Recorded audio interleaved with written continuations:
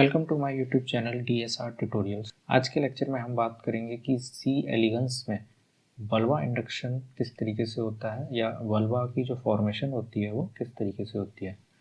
उससे पहले कुछ बेसिक्स जानकारी ले लेते हैं सी एलिगन्स के बारे में। सी एलिगन्स को मॉडर्न मॉडल सिस्टम भी माना जाता है क्योंकि ये यूनिट करता है डेवलपमेंटल बायोलॉजी को मॉलिक्यूलर जेनेटिक्स के साथ। सी एलिगन्स की जो बॉडी होती है वो पूरी ट्रांसपेरेंट होती है क्योंकि उसकी जो क्यूटिकल है वो ट्रांसपेरेंट होने की वजह से उसके इंटरनल ऑर्गन्स जो है उनको आसानी से देखा जा सकता है, इसलिए इसको as a modern model system use करते हैं। सी एलिगन्स हर्माफ्रोडाइट नेमेटोड्स होते हैं जिनमें सोमैटिक सेल्स 959 होते हैं। इनिशियल स्टेज में तो इसमें 1100 सोमैटिक सेल्स होते हैं, लेकिन 131 सेल्स जो सोमैटिक होते हैं वो एपोप्टोसिस की वजह से डाई हो जाते हैं, जिसकी वजह से इसमें 959 सोमैटिक सेल्स ही रह जाते हैं। अगर बात की जाए इनके जर्म सेल्स की तो इनमें 2000 जर्म सेल्स होते हैं और क्रोमोसोम नंबर भी ज़्यादा नहीं होते हैं, 6 क्रोमोसोम नंबर ही होते हैं, वो भी सेम साइज़ के होते हैं। और इनमें 19,000 जीन्स प्रेजेंट्स होती हैं। सी एलिगन्स की साइज भी काफ़ी कम होता है, 1 मिलीमीटर लॉन्ग होता है। फ्री लिविंग होते हैं, सॉइल नेमेटोड्स होते हैं और इनको ग्रो कराना काफ़ी इजी होता है क्योंकि इनकी जो टाइम पीरियड होता है एम्ब्रोजेनेसिस का वो 16 आवर्स का होता है, इसलिए इनको ईजिली हम लैब में किसी पेट्री डिश में ग्रो करा सकते हैं और जो भी एक्सपेरिमेंट करना चाहते हैं वो काफ़ी ईजिली इन पे हो जाते हैं। ये डायग्राम रिप्रेजेंट करता है सी एलिगन्स किस तरीके का होता है। बॉडी देखिए यहाँ पर ये ट्रांसपेरेंट है बिल्कुल, और ये जो सी एलिगन्स की डायग्राम शो कर रहे हैं, यहाँ पर हम लोगों को जो स्टडी करना है वो वल्वा फॉर्मेशन के बारे में स्टडी करना है। ये जो साइट्स है ये वल्वा की साइट्स है, यही किस तरीके से इसकी फॉर्मेशन होती है, उसके पीछे एम्ब्रियोनिक इंडक्शन कहाँ से प्राप्त मिलता है उसके बारे में स्टडी करेंगे। तो सी एलिगन्स की अगर बात की जाए तो सी एलिगन्स पे स्टडी करते क्यों हैं? ज़्यादातर स्टडी सी एलिगन्स पे करने का बेनिफिट ये है कि इसके अंदर जो जीन्स होती हैं और ह्यूमंस के अंदर जो जीन्स होती हैं वो काफ़ी हद तक सेम होती हैं, जिसकी वजह से इस पर स्टडी की जाए तो ह्यूमंस के लिए काफ़ी बेनिफिशियल हो सकता है। सी एलिगन्स में डेवलपमेंट के टाइम पर सबसे पहले इनमें मेल करेक्टर्स डेवलप होते हैं, यानी मेल जो ऑर्गन सिस्टम होते हैं वो डेवलप होते हैं जिन्हें गोनेट्स कहते हैं, और उनसे स्पर्म की प्रोडक्शन स्टार्ट हो जाती है।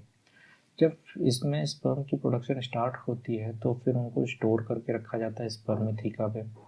स्पर्मेथिका में स्टोर करने के बाद जब ये ओल्डर हो जाते हैं थोड़े, तब इनमें ओवरीज की फॉर्मेशन स्टार्ट हो जाती है, यानी कि इनमें मेल जो रिप्रोडक्टिव सिस्टम है वो पहले बनते हैं और फीमेल रिप्रोडक्टिव सिस्टम उसके बाद डेवलप होते हैं।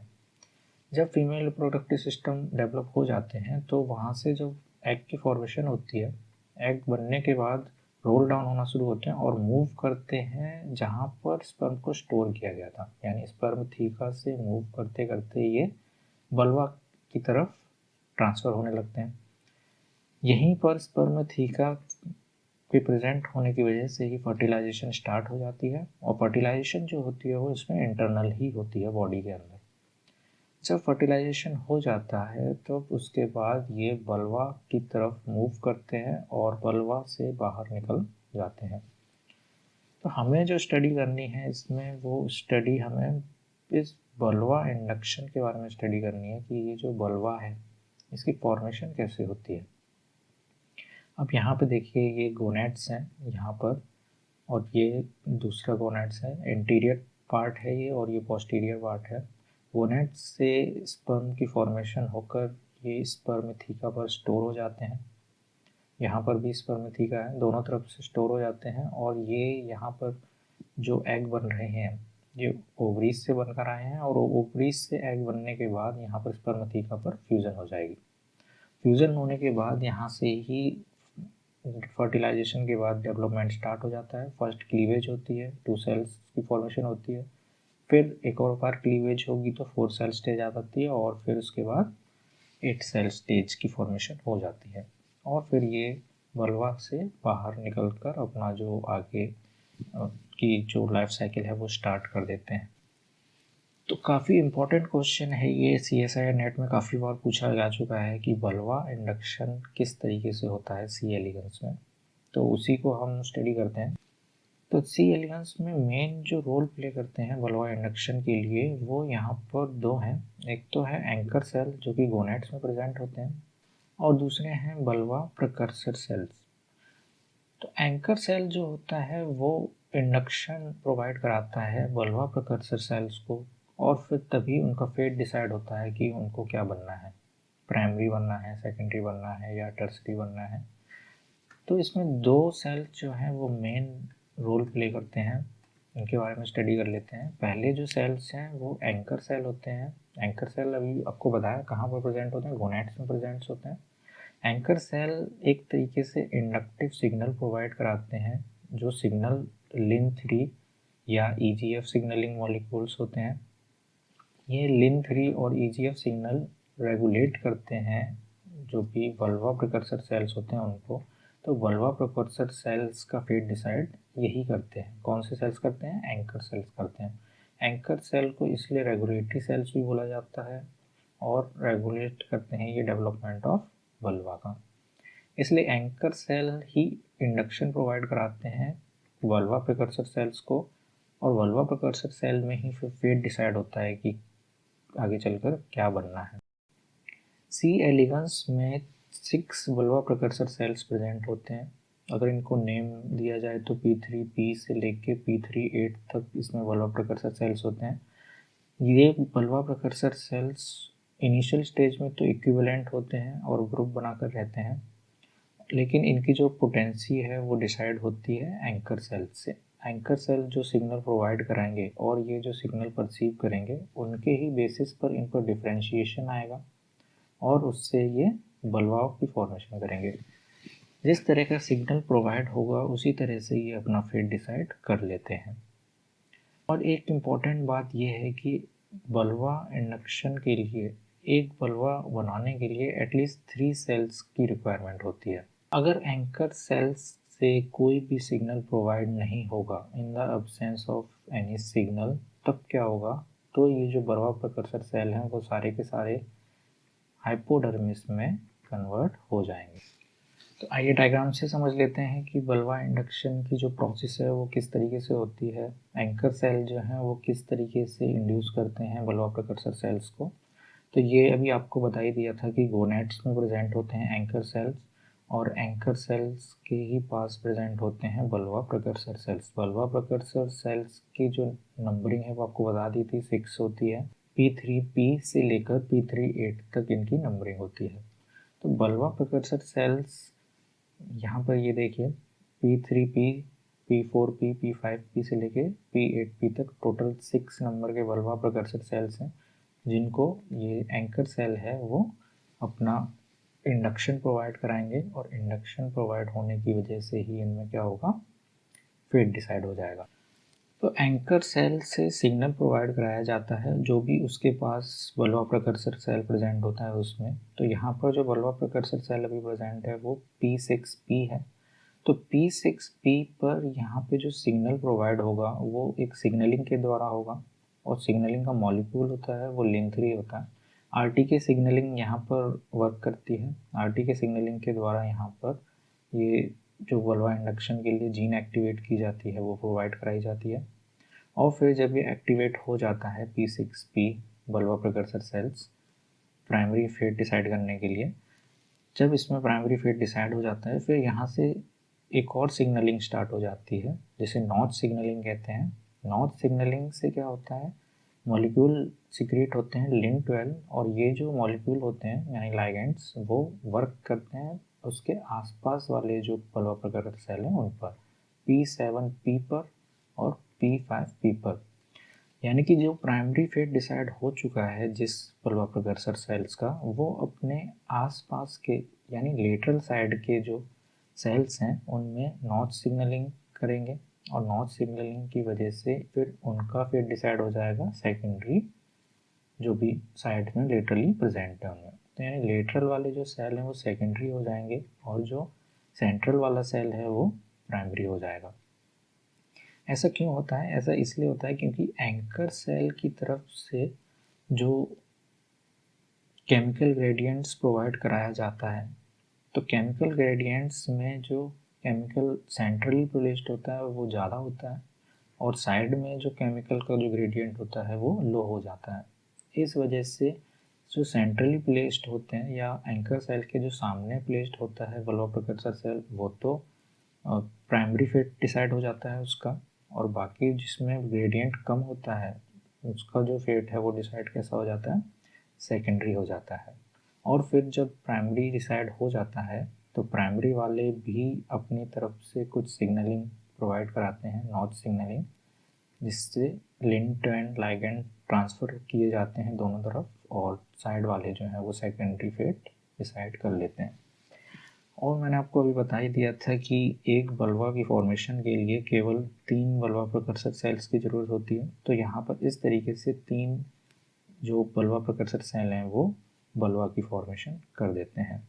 तो बाकी के जहाँ पर साइड में जो सेल्स रह गए हैं उनके पास कोई सिग्नल नहीं पहुँचता है, इस वजह से उनको हाइपोडर्मिस की फॉर्मेशन की फेट डिसाइड हो जाती है। तो यहाँ पर जो एम्ब्रियोनिक इंडक्शन हो रहा है बल्वा फॉर्मेशन के लिए, वो इंडक्शन कौन प्रोवाइड करा रहा है?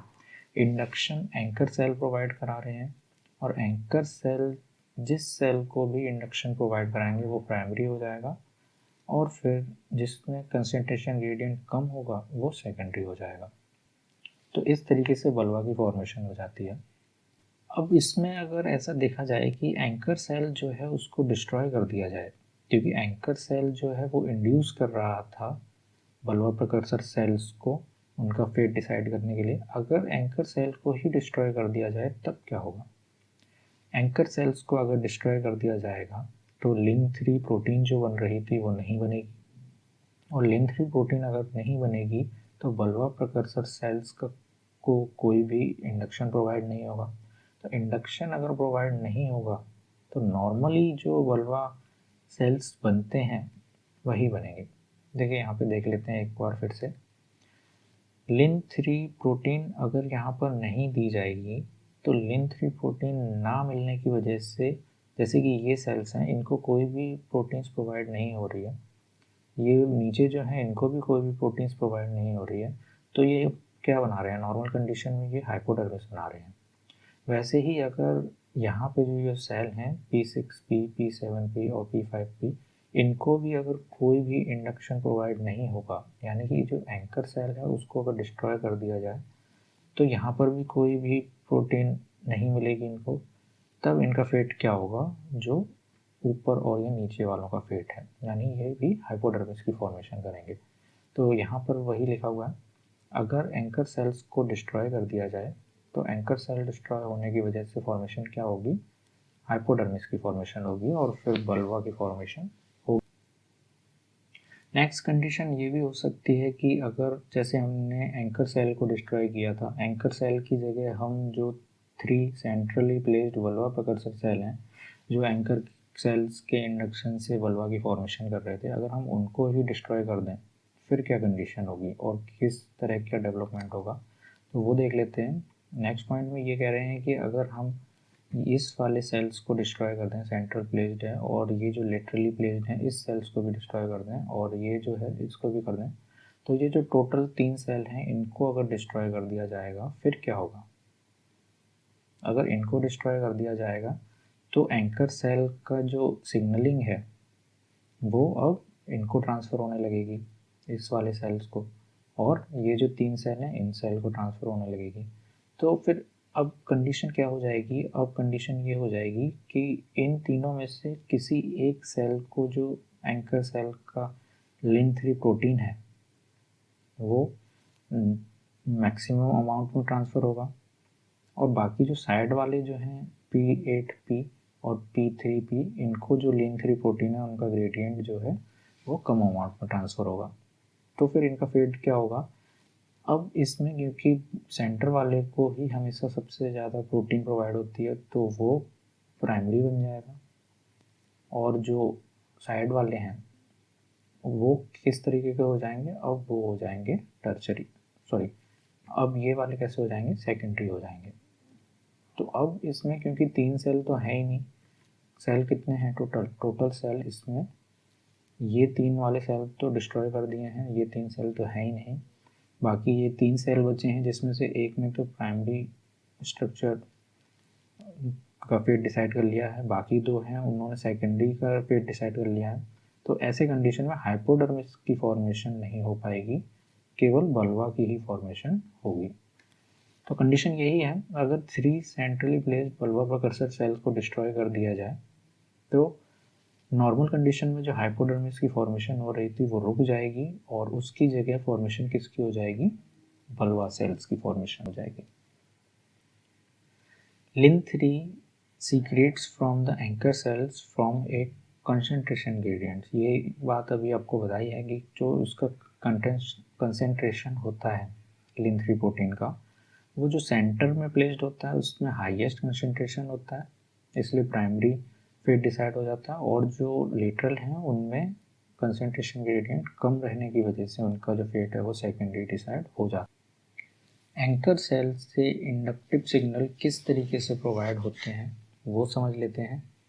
ये एज्यूम कर लीजिए कोई भी बल्वा प्रकर्सर सेल्स हैं, यहाँ पर हमने 3 बल्वा प्रकर्सर सेल्स लिए हैं, एक तो ये है, सेकंड ये है, और थर्ड नंबर पर ये बल्वा प्रकर्सर सेल्स हैं। अब इनका फेट किस तरीके से डिसाइड होगा कि कौन सा प्राइमरी रहेगा, कौन सा सेकेंडरी रहेगा और कौन सा टर्सरी रहेगा। Lin23 प्रोटीन जो है वो सीक्रेट होती है एंकर सेल से। अब एंकर सेल से ये प्रोटीन स्टिमुलेट होकर लेड23 को प्रोवाइड कराएगा लाइगेंड। लेड23 डिसाइड करेगा कि कौन सा फेट बनना है, प्राइमरी फेट बनना है। तो यहाँ पर इस सेल का फेट डिसाइड हो गया है प्राइमरी, यानी एंकर सेल से Lin23 प्रोटीन सीक्रेट हुई और वो लेड23 पर जाकर बाइंड होने से प्राइमरी फेट डिसाइड हो गया। अब क्योंकि इस सेल का फेट डिसाइड प्राइमरी हो चुका है तो इस सेल से अब कुछ प्रोटीन सीक्रेट होंगी जो जिसका नाम है DSL, और DSL प्रोटीन बाइंड हो जाएगी जाकर कहाँ पर, Lin12 पे बाई नॉच सिग्नलिंग। तो यहाँ पर जो सिग्नलिंग चल रही है वो RTK सिग्नलिंग चलती है, और ये वाली जो सिग्नलिंग यहाँ पर ट्रांसफ़र हो रही है एक सेल से दूसरे सेल पर वो नॉच सिग्नलिंग है, या लेटरल सिग्नलिंग भी बोल सकते हैं इसको। Lin12 जब स्टिमुलेट हो जाएगा तो फेट डिसाइड कर देगा कौन सा, सेकेंडरी फेट। तो यानी इस सेल का फेट अब डिसाइड हो गया है कैसा, सेकेंडरी। यानी फर्स्ट सेल जो है वो प्राइमरी हो गया है अगर, तो सेकंड सेल जो है वो सेकेंडरी हो जाएगा। और सेकेंडरी सेल जब ये डिसाइड हो गया है तो ये इनहिबिट करेगा प्राइमरी सेल ना बने, तो यहाँ पर ये इनहिबिशन हो रही है। और यहाँ पर ये जो प्राइमरी सेल बन चुका है वो इनहिबिट कर रहा है अपने ही सेल के Lin12 को, ताकि ये सेकेंडरी ना बने। तो इस तरीके से प्रोसेस चलती रहती है। जब एंकर सेल से कोई भी सिग्नल प्रोवाइड होता है तो वो प्राइमरी सेल्स बन जाता है, और प्राइमरी सेल जो है वो सेकेंडरी सेल अपने साइड वाले सेल को सेकेंडरी सेल बनने देता है, और सेकेंडरी सेल जब बन जाता है वो इनहिबिट कर देता है खुद ही को कि वो प्राइमरी सेल ना बने। तो इस तरीके से फेट डिसाइड होता है। अब मान लीजिए कि जो एंकर सेल है वो यहाँ पर प्लेस कर दिया जाए सेंटर पे, तब क्या फेट डिसाइड होगा, तब जो सिग्नल प्रोवाइड होगा वो इस तरीके से होगा कि जो प्राइमरी है वो सेंटर वाला बन जाएगा। अब क्या होगा, अब ये वाला जो सेल है ये प्राइमरी बन जाएगा, क्योंकि एंकर सेल से जो प्रोटीन की कंसंट्रेशन है वो सबसे ज़्यादा इस सेल को मिल रही है, और इस सेल ने प्राइमरी फेट डिसाइड कर लिया है। अब प्राइमरी फेट इसने डिसाइड कर लिया है तो साइड वाले सेल को सेकेंडरी फेट डिसाइड होगा। तो सेकेंडरी फेट डिसाइड होने की वजह से यहाँ से जो सिग्नल जाएगा Lin12 वो सेकेंडरी सेल को डिसाइड करने के लिए प्रोवाइड कराया जाएगा। तो ये सेल कैसा हो जाएगा, सेकेंडरी।